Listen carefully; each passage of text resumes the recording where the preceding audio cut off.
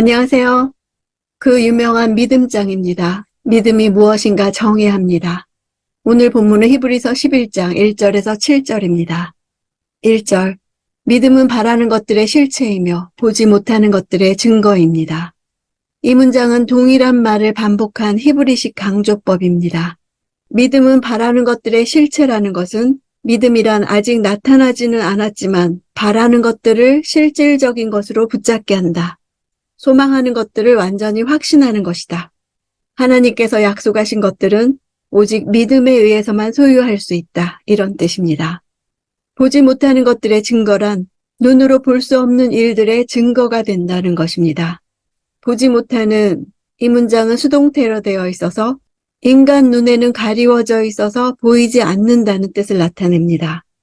눈으로 보고 확인할 수 있는 것, 합리적으로 설명이 가능한 것, 과학적으로 이미 검증이 끝난 사실들에 대해서는 누구라도 믿습니다. 하지만 보이지 않는 영적인 일들이나 아직 이루어지지 않은 미래에 대한 하나님의 약속 등은 믿음을 가져야만 소유할 수 있습니다. 성도는 자신이 바라는 것, 즉 하나님의 약속들이 아직 나타나지 아니한 미래의 일이기는 하지만 믿음으로써 그것들에 대해 확신하는 특별한 사람들입니다. 2절. 참으로 조상들은 이 믿음으로 인정을 받았습니다. 인정을 받았다는 말은 어떤 사실에 대한 증인이 되다 이런 뜻으로 법률적인 용어입니다. 이 동사는 앞으로 계속 나오는데 주어가 사람인 경우에는 모두 수동태로 나타납니다. 하나님이 인정을 해주시는 것입니다.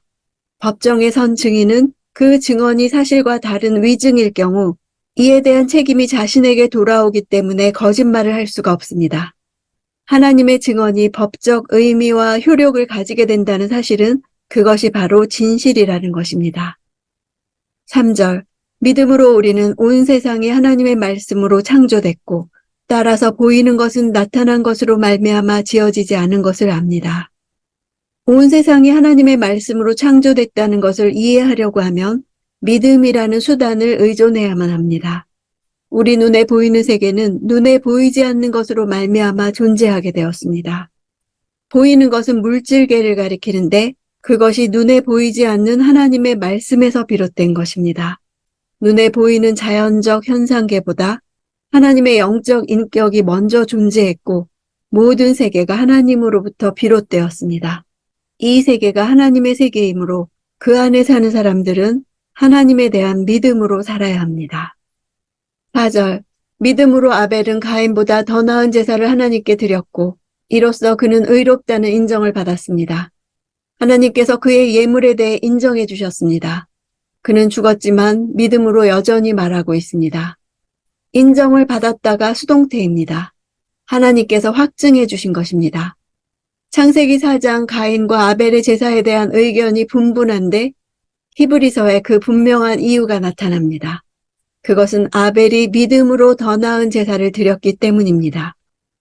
하나님은 믿음의 사람을 기뻐하시고 믿음의 제물을 연락하십니다. 하나님은 아벨의 예물을 받으심으로써 그의 의를 증거하셨습니다. 아벨이 죽었지만 믿음으로 여전히 말하고 있다고 하는 것은 그가 믿음으로 가인보다 더 나은 제사를 드린 결과 하나님으로부터 의롭다는 인정을 받은 것이 그의 죽음을 불러왔다는 것입니다. 그가 가진 믿음 때문에 죽임을 당한 것입니다. 히브리서 저자는 당시 그리스도인들이 핍박을 받지만 그들의 믿음이 지닌 효력을 말살하지는 못한다는 것을 말하고 있습니다. 5절. 믿음으로 에녹은 죽음을 보지 않고 들림을 받았습니다. 하나님께서 그를 데려가셨기 때문에 그는 더 이상 보이지 않았습니다. 들려가기 전에 그는 하나님을 기쁘시게 하는 사람이라는 인정을 받았습니다. 들림을 받았다는 신적 수동태입니다. 하나님이 데려가신 사실을 말합니다. 그는 인간이라면 누구라도 반드시 통과하도록 되어 있는 죽음을 통과하지 않고 이 세상과는 다른 차원의 세상으로 옮겨진 것입니다. 이것은 타락한 인간의 죽음과 관련하여 하나님께서 정하신 법과 분명하게 상충되는 부분이고 풀리지 않는 신비이기도 합니다. 더 이상 보이지 않았다는 것은 창세기 5장 24절 말씀을 그대로 인용한 것입니다. 아무도 그의 시신을 보지 못했다는 역사적 사실을 나타냅니다. 창세기에 나오는 에녹이 하나님과 동행하더니 이 문장을 70인역은 하나님과 동행, 즉 하나님과 함께 걷는다는 의미를 하나님을 기쁘시게 한 것으로 번역했습니다. 에녹이 하나님을 기쁘시게 한 것은 그가 믿음을 가지고 있었기 때문입니다. 결국 하나님과 동행하는 삶이란 믿음을 따라 사는 것을 말합니다. 믿음이 없이는 하나님을 기쁘시게 할 수 없다고 다음 절에 말합니다. 6절, 믿음이 없이는 하나님을 기쁘시게 할 수 없습니다. 그러므로 하나님께 나아가는 사람은 하나님이 계신 것과 하나님은 그분을 간절히 찾는 사람들에게 상 주시는 분임을 믿어야 합니다. 하나님을 기쁘시게 하는 절대적인 조건이 바로 믿음입니다. 할 수 없다는 단어의 원래 의미는 선천적으로 무기력하고 불가능한 것을 나타냅니다. 선천적인 안진뱅이가 자신의 두 발로 선다거나 걷거나 뛰는 것을 기대할 수 없듯이 믿음이 없는 사람이 하나님을 기쁘시게 할 수 없다는 것입니다. 믿음은 첫째 하나님의 존재에 대한 믿음입니다.